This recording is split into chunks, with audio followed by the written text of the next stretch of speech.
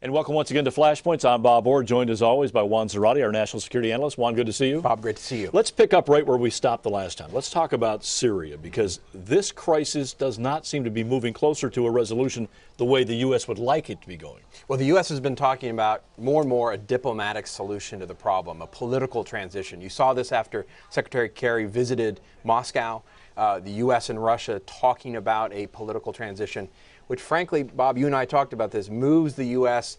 Further away from the notion of the illegitimacy of the Assad regime and the toppling of the regime and more toward a transition that lessens the violence and moves to some sort of settlement. That moves us a lot closer to the Russian position.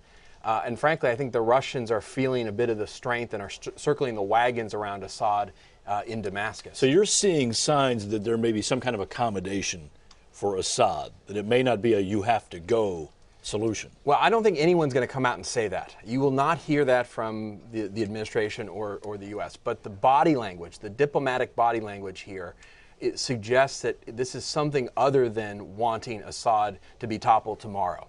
Part of this is the discussion about what the opposition looks like. It's fractured. It's full of the al-Qaeda types run by al-Nusra.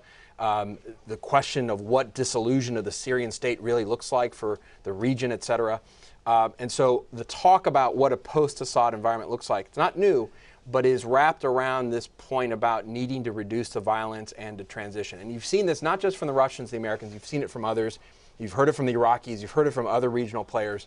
It's not what the Turks want to do, it's not what the Jordanians want to do, but it's certainly the way the U.S. is starting to posture itself, which has an impact. Now, on Thursday, the president stood right next to the Turkish prime minister and repeated again that Assad is not legitimate and that he has to go. So if you really are reading these tea leaves that suggest maybe Assad doesn't go, the president, at least publicly, has taken a very hard line. Right.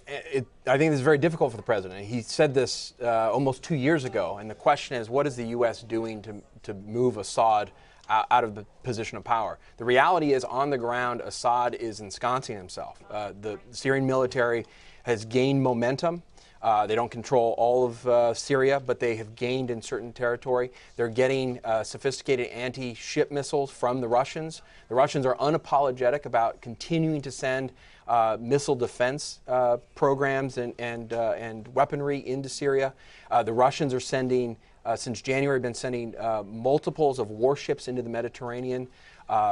So what you see here, I think, is a circling of the wagons. And you have the Iranians and Hezbollah out of Lebanon being fairly unapologetic at this point, very open about their support of Assad and their defense of the Assad regime, not just against Western powers, but also against Israel. And let's just talk briefly about this whole dynamic, the Russian and the U.S. positions here.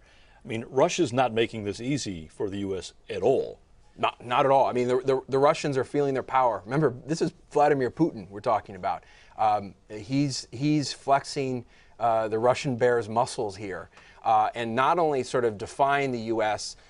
In Damascus, but also at the UN. Russia has gotten in the way of all of the investigations that the U.S. has wanted with respect to chemical weapons. No more sanctions have come out because of the Russians.